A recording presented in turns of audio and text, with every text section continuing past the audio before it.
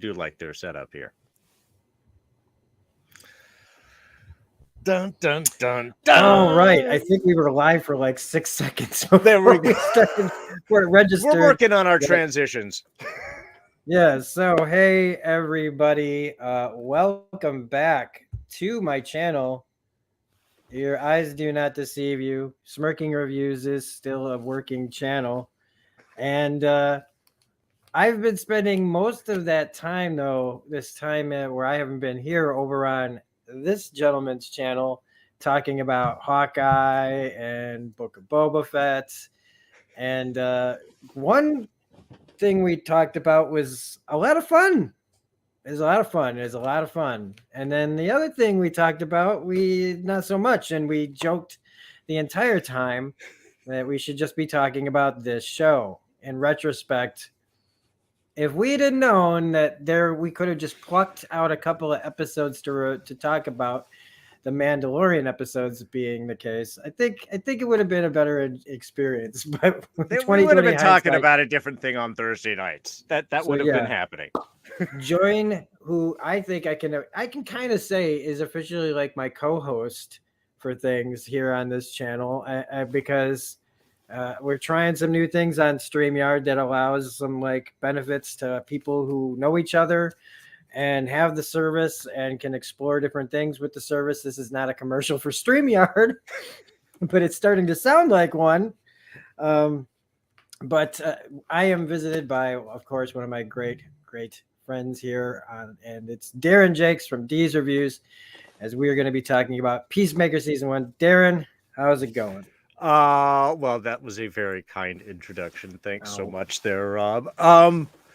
It was. Yeah, there were constant. I think if you even go through one of the descriptions on one of my shows, it's like, I don't know, maybe we'll just stop and start taking about Peacemaker, because it was this constant. I think when we hit episode 4, that was the one where we were like all set to talk Peacemaker. We were just going to do a quick transition, and that actually ended up being a halfway decent episode. So that kind of killed that. So I'm excited that we do finally get a chance to talk about this, because this was, to me, a very unexpected gem. Is it James Gunn? Yes. Did I love the Suicide Squad? Yes. Was Peacemaker the guy I thought you should make a series out of? No. And I love John Cena, but this is not an even, I mean, we'll get into it. Even as it started out, I was like, what is going on? And then by the end of that 3rd episode, I was like, cannot wait till next week. So I'm really excited to dive into this with you. Yeah, it's such a stark contrast to, we get like 2 or 3 episodes of Boba Fett right out the gate, and it just was not, it just could never capture that. There was just such a mess going on. But like right at the end of watching those 3 that they dropped for Peacemaker, you just wanted to like watch this all the time. Because it really was, I hate to say it, like as much as I love talking with my friends, the 7 weeks, no, was it 5 weeks of Boba Fett? 7 episodes. 7 episodes, but there was like, they dropped 2 right away, right? They dropped 2, so yeah, it was like 6 weeks. 6 weeks. 6 weeks. It felt like forever. I felt like whenever we were getting close to having to go on, it was like, oh man. But this, let's just jump into this, because Peacemaker on HBO Max, again, it's a lot of this is going to sound like I'm shilling out for HBO, but they haven't been really, to me, they've been struggling to make really good content for their originals, not HBO stuff, but their Max originals. And this was a pretty big, I don't know if it was this would have been a gamble before Guardians of the Galaxy. Oh yeah. If they had tried this before then, before James Gunn was able to establish himself in the comic book universe. But James Gunn had been, he's been doing this forever. He's been making me laugh and just enjoy like going to the movies for years now. And after Suicide Squad, which was a movie that I didn't think I'd like, even with James Gunn. I really, really, really liked it so much more than I thought I would. But Peacemaker, which I think was filmed like a year before this was even released, so like he did all of this and Suicide Squad basically back to back, and somehow the quality didn't drop.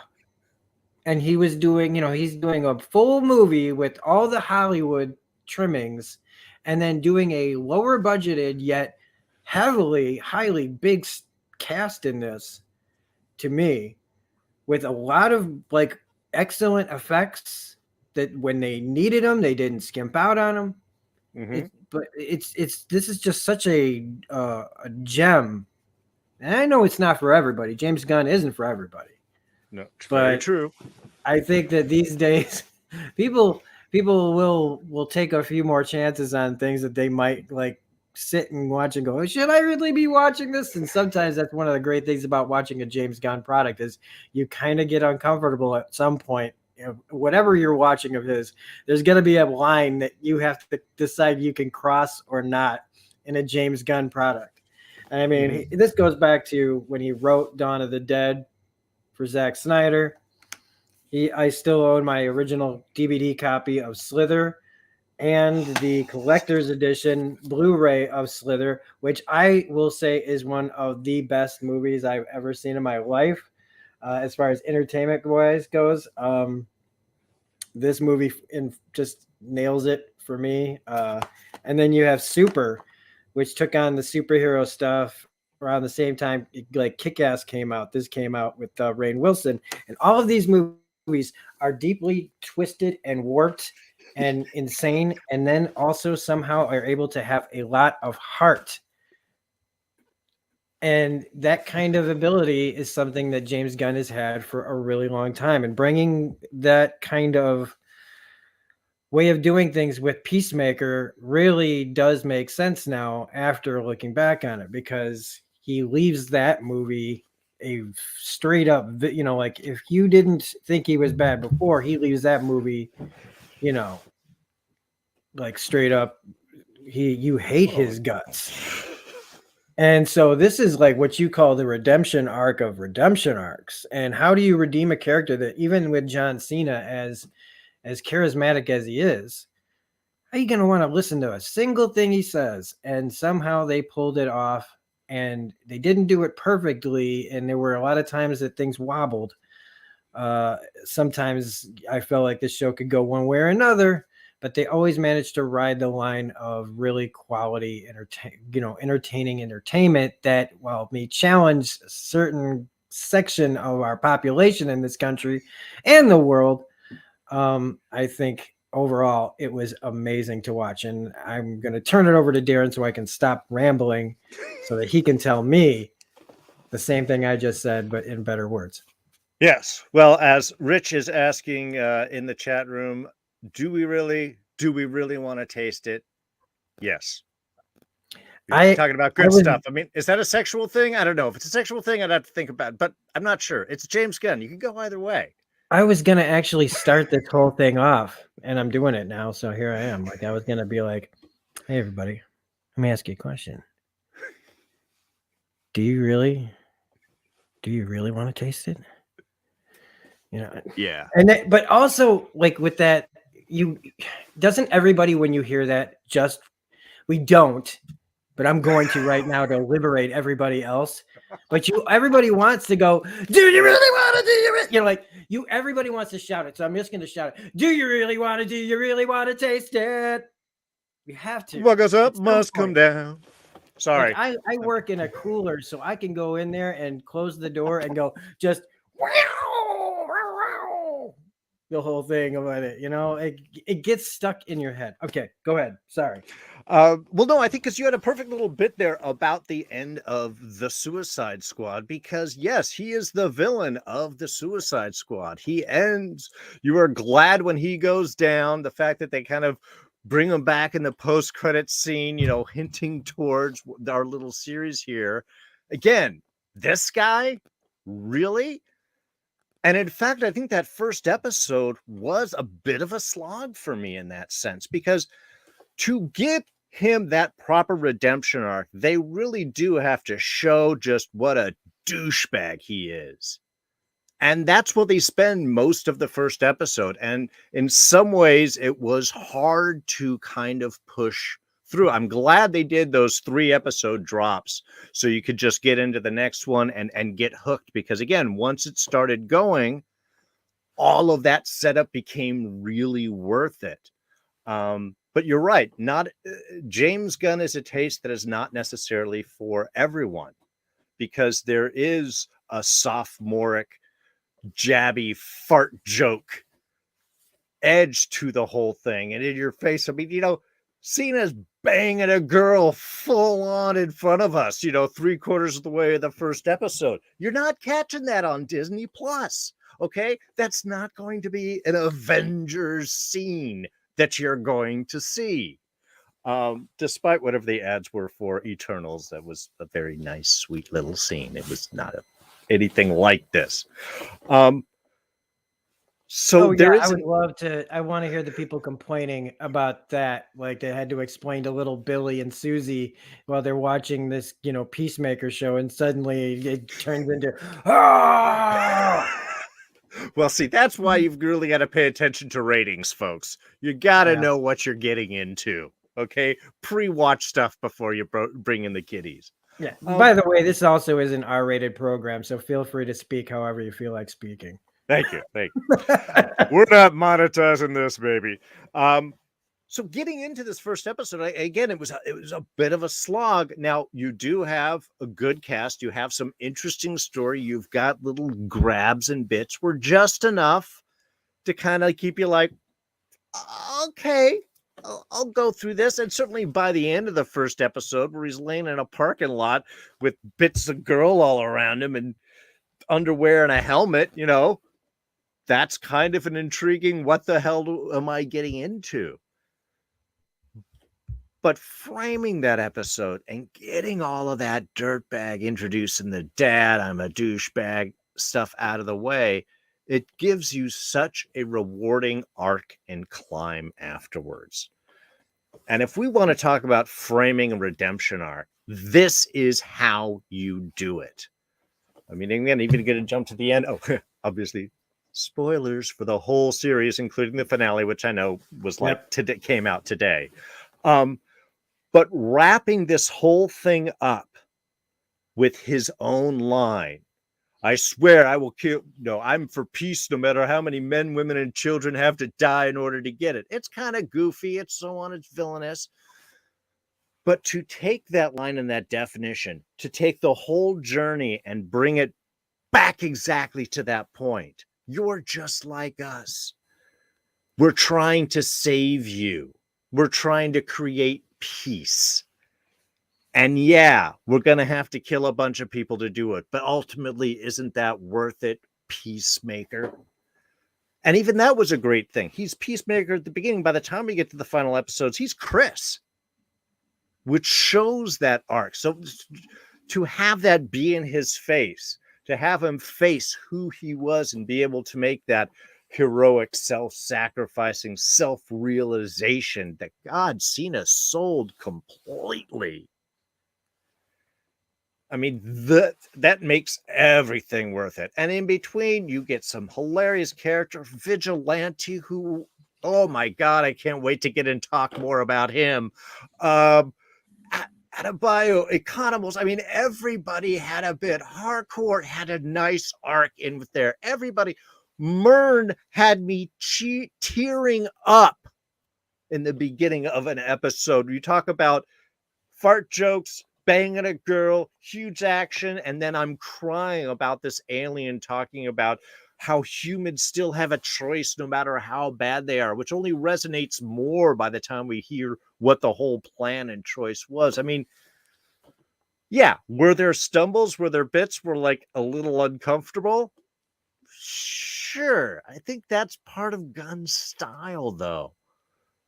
But man, if they didn't have me coming back week after week wanting to see more. And the fact that we've already got a season 2 coming, yes, please, yes. So yeah, obviously I do want to taste it, and I want seconds. Excellent. Yeah, man, because like, yeah, I couldn't agree more with what you're saying about that first episode, because I figured it was going to be funny and it was going to be bloody, and that was not a doubt in my mind. But yeah, that first episode, there were moments, and it's going to be the same moments that will be the only reasons and the only thing that someone hears on the when they decide to talk about this show is all the very like weaving in of what's going on in our world today. Can't get around it because it's and it and I'll be honest, as much as I don't disagree with anything they're saying, as far as having showing how bad Peacemaker's thought processes have been and his how he was taught in his life, and how vigilante was taught in his life, all these ignorant characters that we get a lot of. Some are beyond cartoonish, and some are so stereotypical that you feel like they stepped out of like Stereotypes Weekly. But and it does feel at times like they are just really trying to make sure that they hammer home how this, I don't know, their ideals on this world. It really does hit home, and it can take you out of it. It took me out of it. Mm-hmm. But again, it's not like I was disagreeing with anything they were saying. It just felt like, yeah, and it was necessary to show how bad this character is. Like, we're all in agreement. This character is really, really, vile. Mm-hmm. But I'm glad that they were able to turn that around and still get their messages in that they wanted. Fine. But really, because you have this character, it has to be there in order for him to be redeemed. I was worried that the redemption would feel fabricated because of all this, but it's not. They get first off with John Cena being more and more sympathetic as the story goes on, and having Robert Patrick be one of the worst people. It's the worst person he's ever played, and he's played some bad guys. And I don't and this guy makes the T-1000 or whatever he was, the liquid metal guy. He makes him look like a choir boy. Right? He's a good cop. That liquid metal guy, he was just doing his job compared to Robert Patrick in this. And when you have that balance, that counterbalance, it is easier to sympathize when you know where this character came from. And with the performances, like Robert Patrick is underrated as hell. He always has been. And he, despite like always kind of being almost typecast as this kind of guy, boy is he great at it. And I liked that everybody kind of got taken down a peg in this. As much as their messages were out there, they countered those messages too with the biting commentary back at it, and how we take things too seriously on the other side of things sometimes. And with the absolute, out of left field, just broad humor, it really just is something that is, I don't see hardly anybody doing this successfully and consistently like Gunn has. You've had people that were like, you could say the Farley brothers, right? That were pretty consistent kind of early, but just started spiraling out like in as far as quality. That's my opinion. I'm sure that there are people that will think the Farley brothers movies are great from beginning to end, but like they did a lot of things in the 90s and even still now, ups and downs. Yeah.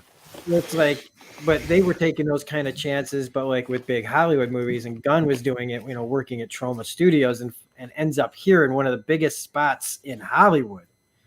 it's such a crazy story, and how they pulled it all off is amazing. So let's get into those main titles.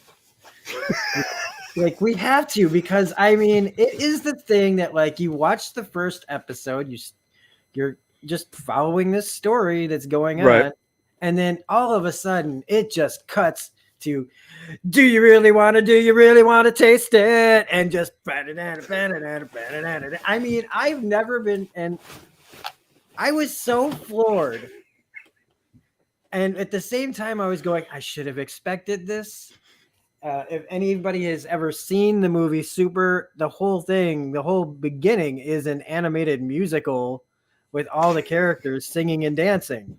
This is not the first time he's done this. He's great at bringing in that kind of, like, extra, like, I don't want to call it like a James Gunny thing to do, but it's just like he gives it that extra edge of, you're about to have some fucking fun. Oh, and it's a commitment thing. I mean, like it or not like it, I appreciate it. I didn't watch it every week, that's for sure. I know some people did. But there is a commitment by the cast, by everyone, to let you know, yeah, we're going in. This is ridiculous. It's over the top. We're all having fun. We're all in it together. I mean, it does. It sets, if anything does, that sets the mood for an opener on what you're going in, I think, completely. I really like and I'm going to put it up here right now, is what I found about the band Wigwam, was that they were actually dropped from their booking agency 3 days before this song premiered on the show. They'd been around for a long time, and these guys were basically just on the outs, and this comes out and completely. I mean, I've seen their pictures, and it's like they stepped right out of 1986, 85, 84, and it's great. It's great. And so to kind of go off of those incredible titles, the rest of the music, I couldn't tell if they were joke songs or not at the time. Oh, yeah. It felt so like, because they weren't using a lot of copyrighted music, if you noticed. To me, a lot of them were all very indie feel. I was like, were these made for this show, or were these pre-existing that I'm unaware of, which is entirely possible, of course. Yeah. I was waiting. It was like, it made me think like they're singing what's happening, kind of, almost like whatever feeling is in the scene. It was like the scene in Basketball when Trey Parker's driving down the road, and it's literally saying what's happening on the road while he's driving. That's what it felt like in this. And I loved it. And then the thing is like, that's not really my style of music, but sure. It worked for everything in this. This had that feel. You had to have that constant feel throughout this to keep that tone going, and they never dropped it. Even when they played like a slower song, like even when he's playing on his piano, they actually were able to work in a copyrighted song by playing it on the piano. Like, it was so. Yeah, and look, I don't know if John Cena can play the piano. It certainly looked like he could. With those giant hands, watching those giant hands of his tickle those ivories. I'm like, I bet you he does. I bet you he fully knows how to play the piano. And this is just another thing that nobody would expect him to do. But yeah, I really do think that Peacemaker is the most James Gunn thing that James Gunn has ever James Gunned. I think that after the whole Guardians bit, when DC was like, come over, do a movie for us, I think that became his thing, like, okay, but I want to do it my way. And they went, great, we want to see your way, because we're Warner Brothers and we don't know what we're doing. Please do something fun. And I think that was the thing to be able to pitch. Yeah, and then I want to do a series with Peacemaker afterwards. Okay, okay, here's some money, do your, I think he really did work this out. I think this is kind of him distilling everything that he had, because it is that bizarreness, it is the odd characters, it is the uncomfortable moments, it's also the quirky characters we love. It is a heart that comes from someplace we didn't know it was going to, and an incredibly deft shooting of action sequences. I think the Suicide Squad had the best Harley Quinn sequence she's done in a movie. Oh yeah. And it was beautiful because you could see it all. And even this finale episode tonight had a beautiful giant group sequence jumping from character to character in the middle of a chaotic battle scene. And I was not once questioning what just happened. I understood. I could see everything that was happening and how they were moving. Or if I was distracted, I could certainly rewind it, but it was played to me on the screen, even if I was looking somewhere else. I think that he's managed to now have, which is why with Guardians, it's like, yeah, I'll do that last one, and then I'm going to take Drax with me, and we're going to go make DC movies. Or whatever the hell that he wants, because he will get paid to do whatever he wants. Yeah, it's pretty, because now, I mean, I could see him still working with Marvel, but like, would he want to still be doing it the way that he's doing it now, that he's had this kind of freedom? I mean, I would like to see what a James Gunn Deadpool movie would look like. I mean, I think that would be ripe, or even like something even crazy like an Uncanny X-Force kind of thing. But like that's like genie wish kind of talk there. But I want to talk about Danielle Brooks's Waller's daughter, because I loved her on Orange Is the New Black. I loved her, and I think that she works really, really well as Amanda Waller's daughter. Mm-hmm. But this is in a lot of these characters, man. I think on paper this is a terrible idea. Bringing in the daughter that doesn't really, we know that she knows some things, but she looks like somebody who literally just got the job because she really didn't know what she was getting into, and it could have lived or died by the performance. Sure. And she played it so right as this person who's kind of us. She's the new person to this world. Everybody else that's in this, she's the fish out of water, even though she's had training. And I really liked how she was how they wrote her to be so quietly deceitful, but without maliciousness. Fear of not being taken seriously but still letting those fears and things like stumble and fall, and she fails. Like, people like to talk about people, female characters these days, like always being Mary Sue's, that they're always so capable. Everything just comes easy. And you have a character here that makes mistakes at every single turn and yet still remains likable. You're still rooting for them. Mm-hmm. And part of it's the writing, part of it's the performance. And that's how you write it as a person and not an archetype. You take this cliche and then you write it well, and then you cast it well, and then you get these things like this.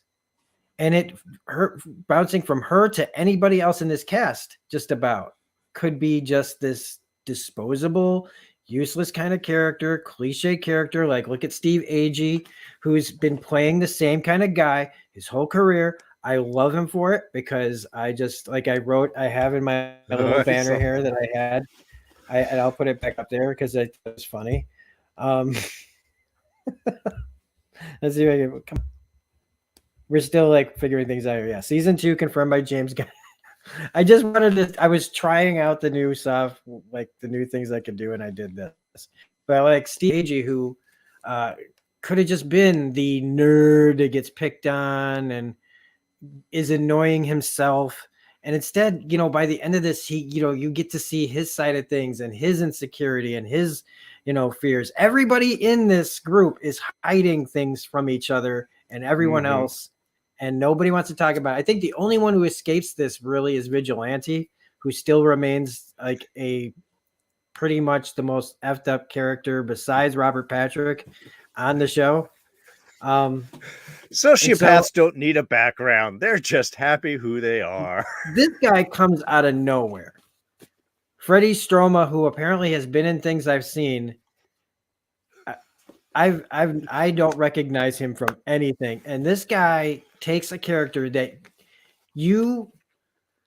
it's like the Homer Simpson approach. He is so stupid, you can't take anything he says.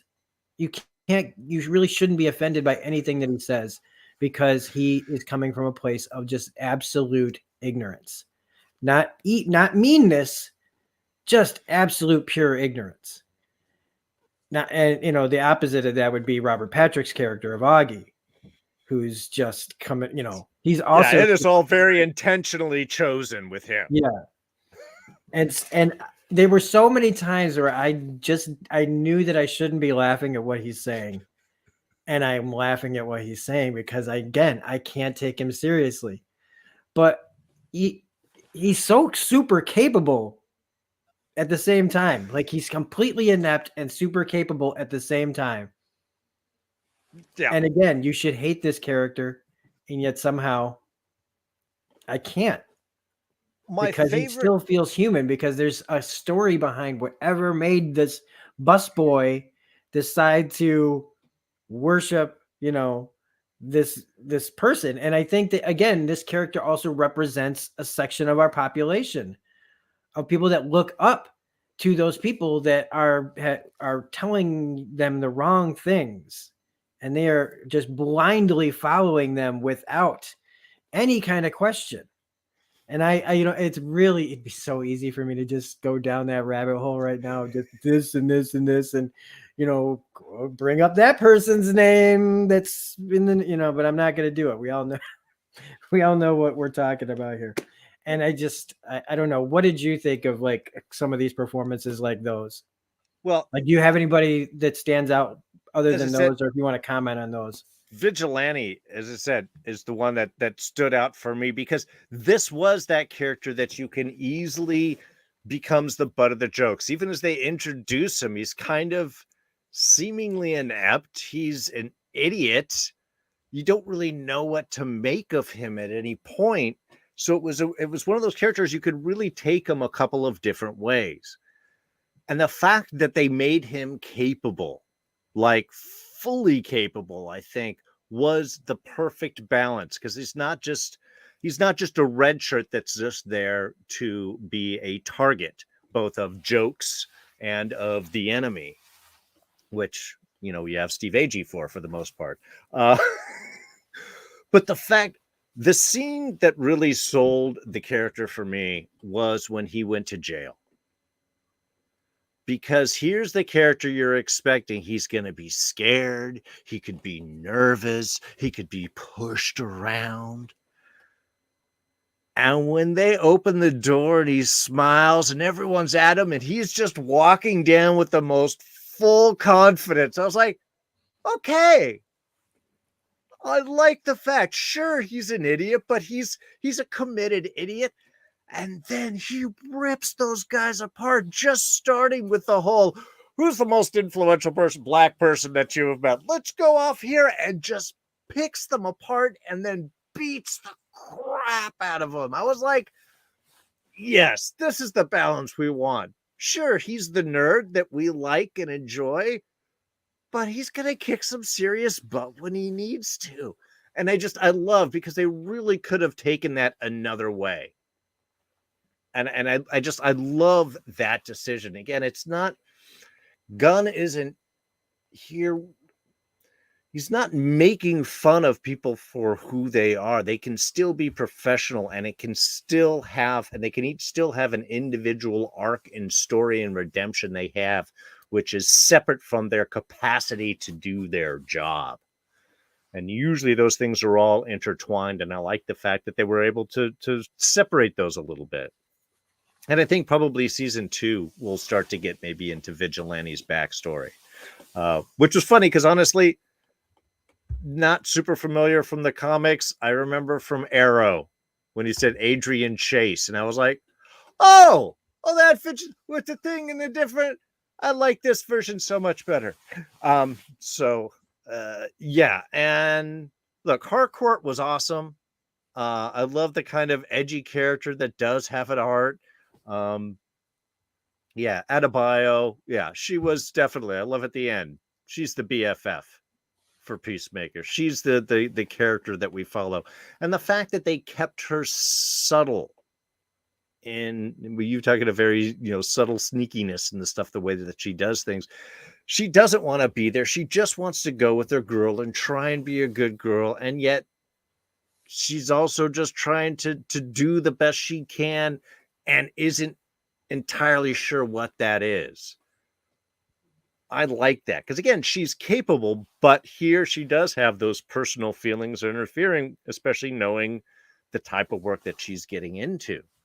The only other one I think really is I can't remember his name, the police chief, who was just like extra creepy. Okay, no, and that guy's name is Christopher Heyerdahl. He plays Locke. He was on Hell on Wheels. He was on Deadly Class. Yes. God, yes. Okay. I love that guy. And his post-credit stuff with him and I'm telling, this is what, and I mean this. I really mean, is this a stupid, frivolous thing I'm going to say, but I really mean it. The Swede. The Swede, if they don't put him in Joker makeup and make him a Joker, anything, that guy was, to me, the way he's tall, lanky, that face, that guy was born to play the Joker, in my opinion. Like, I don't care. I want to see that guy as the Joker. I don't care if it's an old man Batman, old man Joker story. Get that guy to play the Joker, because he would be scary as hell. He's got so a hell of a presence. And so I believed he was the Swede so much that I was like, I really thought he had to talk like that. You know what I mean? Like, they just found a guy who talked like that. Unbelievable actor. Yeah. Myrn, the guy who plays Myrn, kind of came out of nowhere. I've never really heard. I don't really know too much about him either. Mm-hmm. Of course, Robert Patrick, but there is a cast member that we should talk about, and that's Eagly. We can't. I mean, because honestly, it was one of the eagle that hugs. Of course, we got to talk about it. I feel like it's almost like an adult Scooby-Doo, where everybody is in the van and you've got the animal, like that comes around. Very much, and yeah. I thought that as unrealistic, I never felt for a second that bird was, well, maybe a few times I felt like the bird was really there, but I didn't care, because once an eagle hugs John Cena, I don't care. I don't care. It means that that's where we're going. If that's where we're going, then I don't care how believable it looks, because Scooby-Doo don't look real in those movies that they made. And do the kids care? No. All right. No. I don't care when it comes to Eagly.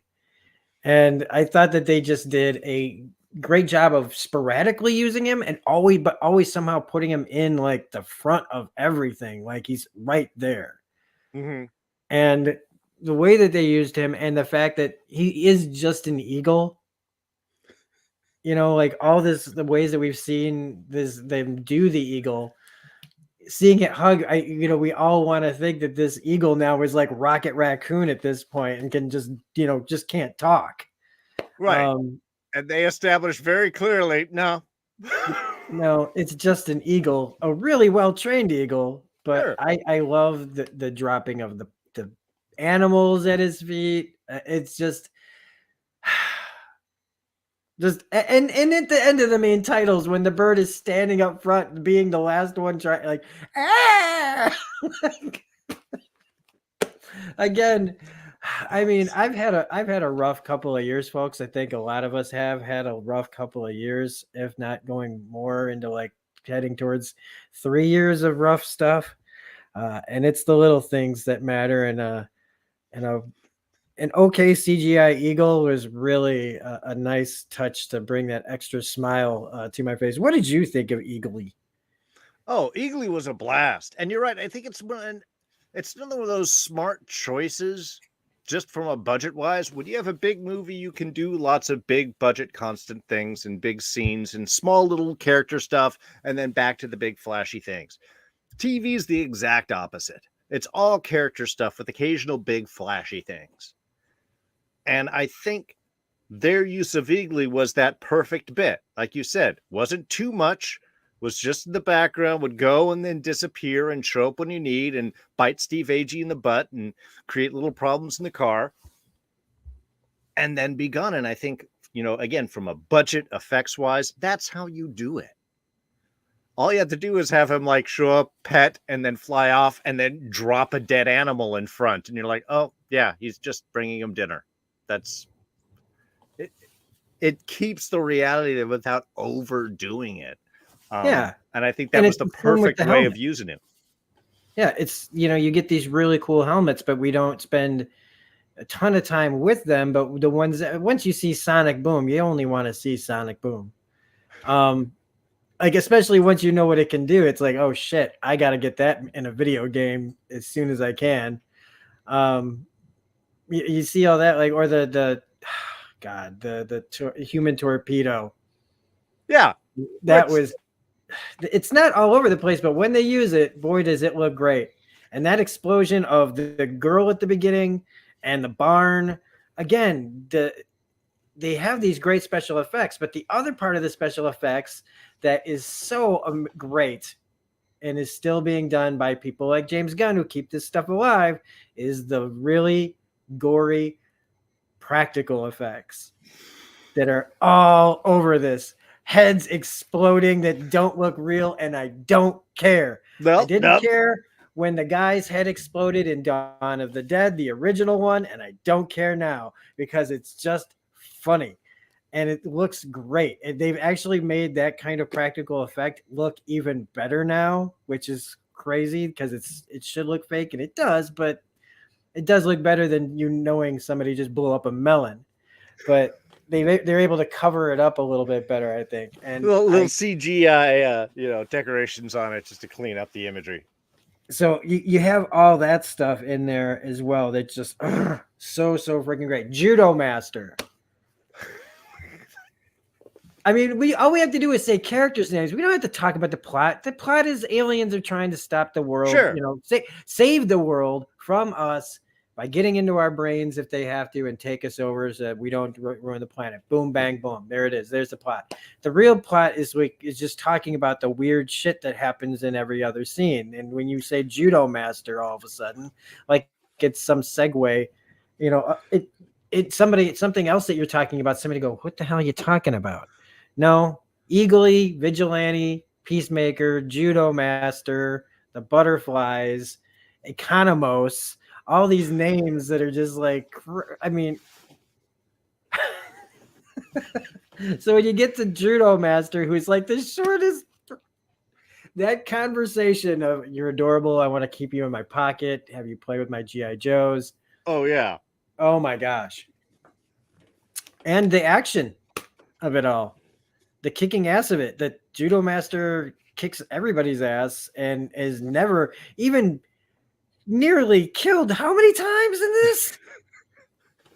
Well, he can move his kidney up to take over the place of his heart. Nobody's ever done that. Well, I think that was one of the things is they could, because this is sort of a comical character. I mean, he's sitting down and green the full thing, eating his spicy Cheetos all the time. Which again is a great character bit, but they can do that because he is again capable. Oh, you're gonna make fun of him? Yeah. Well, now he's going to kick your ass and then take your car and your money and still be eating his Cheetos because he doesn't give a damn. What the fuck is in Cheetos, man? Really, that's what fuels his power. I haven't been acknowledging the chat, and I apologize. I have been reading everything you guys are saying, Sarah and Rich and Rena, and who else has been in here today. And I think that's about it. But still, thanks to everybody that's watching and commenting and everything. I really appreciate it. This is just, it's so easy to get caught up. And I appreciate y'all being here. So yeah, that's just another. We're getting close to being done, folks. So let's talk about the last episode. So we pretty much, I mean, unless you have something else you want to cover before we go into it. Well, I mean, again, it's just, you're right. The plot isn't so much, it's the character arc, it's the character bit. That is the story that we are following. The things that happen are just things that happen. Even when they're fun and they're exciting. And again, we do have some great action bits, but it all builds up to this. And yeah, it was a nice direct kind of dealing with the problem. Yeah. And it did go exactly where it was going. We could see where it was going, and it's fine that I could see where it's going. In fact, one of the things I liked about the finale, and not knowing until I think while I was taking notes and getting ready for work this morning, did I see after I posted about this this video, is then James Gunn, I know it wasn't because of me, I just mean that after I posted it, because I had like at James Gunn blah blah blah, it posts that the show's coming back for season 2. And in retrospect now, and just only a few hours ago, I love that this finale didn't have to be I mean, it's big. It's big. Sure. I mean, when you have these guys show up at the end, but it still felt like small. Even though an alien invasion is happening, it felt a little bit like an way smaller version of like Eternals, where a bunch of people had to get together to solve a really big problem that nobody really knows about. In Eternals, it's a much, grander character, bigger scope like that, but it's still kind of small and nobody really knows what's going on. And I like that it's contained to this, and it's just and we have this quiet, everybody kind of goes back to their lives, and maybe they did it like that so that to keep the door open a little bit, but it kind of also felt like if it was over, it was kind of over. And that even with Robert Patrick showing up at the end, sitting with his son, that still to me is a fitting ending, because we have to remember Peacemaker is still done some really bad stuff, and he probably, now his conscience is eating it away at him, and it wouldn't be just riding off into the sunset. He'd be trapped with his demons, and now he's got to probably in season 2 deal with them. And it's also a great way to keep Robert Patrick around. But I thought that as epic as this was, as great as the fight was and all that, I really still liked that it just didn't feel like it had to be the end all be all of all things. And if I had one major complaint about the finale, it would be that I didn't like that they played the theme song again during their big fight. I just would have chosen anything else. They could have picked any other. I know why they did it. I know they're not the only ones who have done that. Sure. To me here, it just kind of felt like it's a 40-ish minute episode. So the song's already in my head. Give me something else to hear in my head over instead of that. That's just a minor personal taste, right? What did you think of the last episode and where it's going?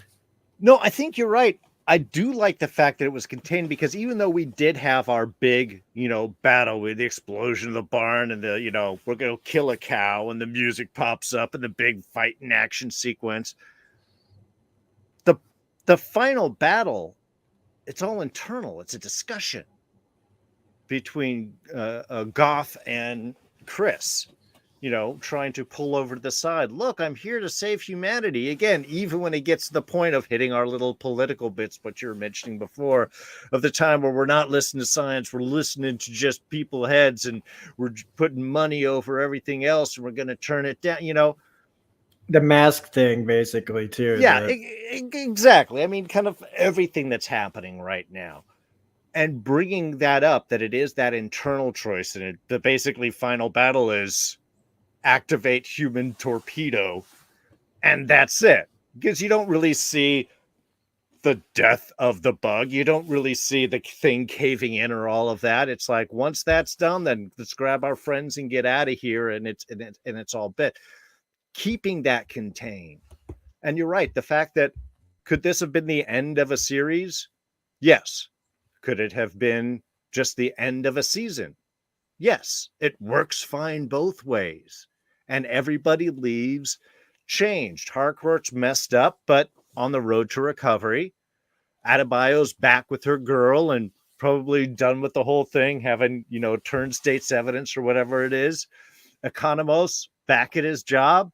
But hey, he's got a picture of his buddies right there that he can look back and remember some good times. And yeah, of course, Chris and Adrian are just blowing shit up in the woods like they have been and having their stupid fun. So yeah, does everybody go back to their life? Does it make a huge change in everyone? No, just that little bit. And you're right, that last scene where his dad, Augie, sits down next to him and he's got that great look at his face like, oh, I'm just going to have my beer and oh crap. Because you're right, he's still with him and he's still going to be that little voice, and maybe he'll bite him back a little bit easier next time. He isn't just that one little choice hasn't made him a perfect person, and he's not all changed and now the best. He's still who he is, but he's progressing. He's moving a little bit. And I think that makes it relatable to us. They're not suddenly the top of the world and success has come to them all and the nice, it's no, they got to go back to their everyday shit. But their life is a little bit better. They've learned a little bit. And that's what we watch these stories for. Again, in a story, things happen, but things happening don't make a story. It's the character journey in there, not just the events of the explosions and that and happens. Otherwise, that's just vacation photos. If you're not telling what happened from beginning to end and how that really made a personal journey to you. So I think by following all of that, I think they did. They kept it relatable. It wasn't giant.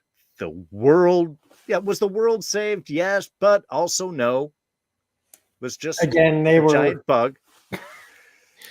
Okay, I do want to get into that because there is a lot of chalk on Twitter about boycotting WB now because of the disservice and distaste that was done to these characters. And I have to agree with that fish fucking joke. They really shouldn't have ended it. I think Barry should have said, like, yeah, dolphins aren't fish, and then bolted off. I think he should have jabbed and not just been like, it's not a rumor. That was kind of a lame little drop. I mean, that's a joke that goes back since the Super Friends and stuff. And it's like, if you're not old, this is coming from people who aren't old enough to know the joke that's been forever. And before Jason Momoa took the reins, oh yeah, there was, the Entourage show had the whole thing with Aquaman, and there's just Aquaman has always been this secret joke, and they always talk about him fucking fish, right? Because it's just funny to think of the guy who can talk to fish. All he does is have this. It's just this silly thing, and everybody wants to it's not a disservice. It means that they have a sense of humor about their stuff. Did anybody complain when Marvel characters are roasted in a Deadpool movie? No, we cheer and we laugh and we go, yeah. I mean, the X-Men didn't want anything to do with Deadpool. They hid. You've got Hugh Jackman in there. Everybody's a good sport, and that's what it's just about being good sports and having fun. Yeah. And yeah, you got Ezra Miller and Jason Momoa willing to take it on the chin, because guess what? These are just fun stories for us to enjoy, not to sit up all night going, why did they call Aquaman a fish fucker? Yeah. And also even the whole but there was no Henry Cavill, and you didn't see Cyborg there and everything. Like, look, 2 actors were able to show up in the middle of a schedule of doing whatever. Be happy with what you got. Damn it, man. Did you need to see everybody? Probably couldn't get everyone. There's also WBs. Like, who do they have contracts with next? You have to pay people, folks. Who? I think people could be easily said, hey, bothered. can't you call the Justice League in? And then we got them. Just be happy with what you got. This isn't like Boba. I'm not going to get into the book of Boba Fett, but it isn't like that. Okay, that was a disservice to a character. This is just a cameo for fun. Yeah, and a perfect on end. They do show up after everything, and sure, done. And he can insult them. You're late, fuckers. I even thought about like, what would if this was a Justice League cartoon episode? I played the whole plot of what would have happened. They all would have taken over except for Barry or something, and Barry would have had to figure out how to get the butterflies out of their head, and still would have had the same result. Just PG. That's it. This is the same thing. Who cares? It's just fun. That's the thing. This is just fun. Pure fun entertainment. John Cena. I'm not really big on the guy, but he won me over in that movie Trainwreck with Amy Schumer. And I saw in Suicide Squad and in this what the guy is capable of. I think he's hilarious. I thought that he really rose above everything else too, making this incredibly unlikable character likable. But again, the writing and the depth of everything that they showed was really, really good here. And again, it's not perfect. I think we get too pissed off when things just aren't like the way that we want them to be. And you can say, well, why'd you get so upset at Book of Boba Fett? And it's like, again, the reasons we had for not liking it wasn't because we were being too nitpicky. There was legit beefs there. And there's a few things to get in a twist over if you want to about this show. Sure. But after the hell we went through for the past 6-7 weeks with the other show, this was the thing that we watched to make us feel better. And it wasn't like it was, oh, well, that must not be that far a step down, like this to that. But no, it is. It's miles and miles above because James Gunn has the formula. HBO is letting them do it. Warner Brothers is letting them do it. And hopefully Marvel will learn a bit from this because this is a lesson that Marvel can learn. Well, I mean, they obviously they love the guy. They want to bring him back now for Guardians 3. They've also got the Christmas special, so there are at least 2 more projects for him to come back and do with Marvel. But not just that. I'm talking not just James Gunn, but what their products can look like. If you really want to make money, you still got to go after the adult market, and if you make shows like this. Like they've tried with MODOK and Hit Monkey already, but those are animated, and Marvel needs their adult side of the comic world. Hopefully we're going to be getting that with other things, but down the road, this is the kind of show that shows that people like it. Put it on Hulu, Marvel. There's plenty of adult stuff to do. And you can get quality, if you get quality writers and quality directors and with streaming, I think, again, we've talked about this ad nauseum, really being the place where people are going to create full stories instead of just a movie that they didn't have time to tell everything with. This is the way to go. And I think that there as many mistakes that are being made in the streaming services right now, I think these are the moments that I hope that the studios and the other people that make this stuff pay attention to, so that we get stuff that's more along the lines of this. Well, and it's a perfect linkage to take your cinematic stuff and then link it down into series and then bring it back, allow the creators to expand upon their stuff, give them the freedom to sort of tell those stories. And obviously you have to have a certain constraint because you need to be able to link stuff up or not, depending on if you're doing a singular story or a multiverse type of thing. But yeah, I think this is probably, Disney is playing with it, I think, in a certain way. But I think this is a much smarter, more directed way to go with it. I think you need to have the same creators carry those projects over and not just take the character and bring them over. I think you need to have the whole creative crew with it in order to really make that work. Before we go, I just want to ask you if you have, is there a moment in this show's first season that stands out to you as like, that's the thing I'm going to remember the most? Well, I mean, obviously there was the vigilante scene, like I said, in the jail, which is one that really sort of stood out with me. The other one, just because I was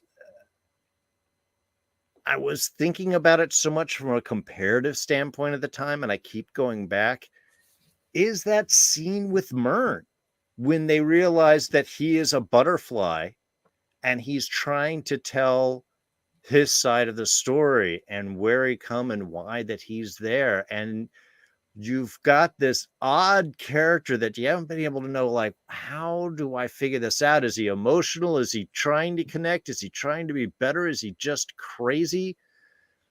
And to have a moment where he's talking about, I found the worst person I could possibly find, and still there's the possibility for change. And I wake up every morning it was just such a sorrowful, emotional grab that I would not have expected from this character or this point. And again, I think just because it was like right where we were dealing with the vapidness of Book of Boba Fett, is it was just such a stark differential. And it was just a beautiful little scene that, again, even when we get to the end and realize why he was so worried about the change, is we can't just take over even for their best benefit because it's going to save them. They can change themselves. We can't commit them to their it was just, it really reverberated throughout that. So I think between that scene and how that came up to Peacemaker's final little, we're there for peace, no matter how many men, women, and children have to die to get it. I think that was kind of the bit, that unexpected emotional punches that this show brought. Yeah, when Cena was reliving killing Flag and repeating what he said back to him about being a joke and everything, and just really realizing what he did, and like, because it's kind of funny at the beginning of this, he thinks he's gotten away, and that was one of the, when he's like in the car and he's like going like, I mean, and that's when we first see the main titles of him getting away, and it's like, you didn't get away, you know what I mean? Like, and when he gets to that point where he's just really seeing what a joke he is, like what his life is like, what he's had that moment of clarity. And there's that one, there's the scene where, because he tells her, I got hugged by an eagle, and when she sees him get hugged by an eagle, and it was like she really needed to see that he's not full of shit. Yeah. Like that this guy is a lunkhead, and he's got a lot to learn, but like, how bad, he's pretty bad though. I mean, he's got a long way to go. Like I said, but an eagle hugs hugs him. are beautiful, but I don't trust raptors. So it's like, you know what I mean? Like, he's still dangerous. It's still a dangerous bird that can peck your fucking eyes out. Sure. Peacemaker is the guy who can hug you 1 second, be fine, but it break the mission, gun to the face. So he's got a long way to go. And then the other thing was, and this is just a silly thing, is when he's naming every other person that could have been named instead of his father. And when he got to the see you next Tuesdays from Riverdale, I lost my shit. Yeah, and if you guys have not gone through and cut all the post-credit scenes, I don't believe it, any of you haven't. But yeah, those are so worth it. Yeah, for the sweet little duck trying to show emotion. All right, no, wait. I mean, that bit, and yes, just, I got to know how much of it was like, okay, we're just gonna film and you guys just go off. This was like, I'm buying the 4K Blu-ray. Oh yeah, just so I can see all the extra stuff. No, that was that was awesome. Again, there are tons of little bits, and I think that's what stood. You keep talking about what stands out. These unexpected moments where it is unexpectedly goofy or going off of that, those names or the eagle hugs or the sudden emotional bit where you're seeing back at him dealing with remembering what's happened with him as a kid and dealing with his father. I mean, again, you're like, I'm laughing one moment or going, God, these guys are jerks. And the very next, I'm crying with them, feeling their self-torture they've got to live with every day. Again, everyone but Vigilante. I think that's what kind of kept us hooked in, and why really expecting and looking forward to a season 2. And I hope that this isn't one of those shows that I forget about by the end of the year. Do you know what I mean? Like, this is such a strong feeling right now that I'm hoping it carries. Like, I'm hoping there's still plenty of good stuff to see this year, but I don't want to forget this show either. And so, that being said, I think we've talked about just about everything we need to talk about. Have you got anything else you want to say? No, I think I hit all of the bits. Yeah, just want to talk Vigilante versus KKK, fish fucking, and what is? Yeah, I think I got all the stuff. Is scissoring a thing? Scissoring a thing. Oh boy, yeah. He's growing. He's growing as a human being, and that's what's important. And Harcourt even kind of likes him. So all that's left now is to say thank you and tell Darren here, where can everybody find you, what you're doing, all that stuff. Thank you everyone for joining us in the chat. Thank you, Rob, for having me. This was a blast. I'm glad we finally got a chance to talk about this show. You can find me, not at the moment, but most of the time, over on my channel, D's Reviews. We're on a little break at the moment until Moon Knight comes at the end of March. Might do one or two small little things, but in the meantime, you can probably find me, over here with this guy doing some talks about these cool things. He's got a few little plans, and luckily enough, he's asked me to come join him. So check me out over here on Smirking Reviews, and then catch me over on my channel, D's Reviews, for Moon Knight at the end of March. Yes, extremely excited to be doing, to be talking Moon Knight when that comes out. Here on this channel, I didn't know Walking Dead premiered. It did. As far as I know, it premiered. I think it premiered. I gotta catch up. I think it either. I don't know. It showed up in my Prime saying, "Hey, are you ready to watch more Walking Dead?" And there's an episode there. So either it's a week early still, like it. I don't know. I don't know if it does that. If I'm not an AMC Plus, I could. This is something I'd be talking about after off the air. But like, I'll be doing Walking Dead reviews. I don't know how long they're gonna be, but I'll be doing at least my thoughts on quick thoughts on what The Walking Dead is, because I'm committed to finishing that. No matter what, we're gonna finish The Walking Dead, and maybe this guy will.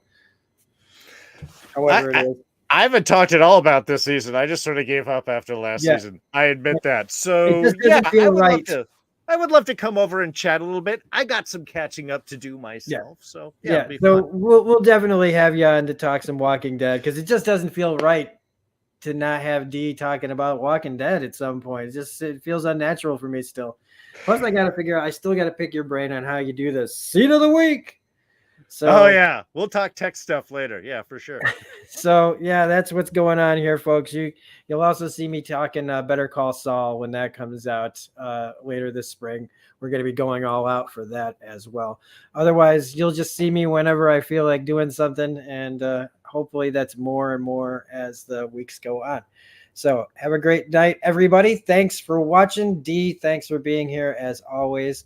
And we will see you on the next video. Bye.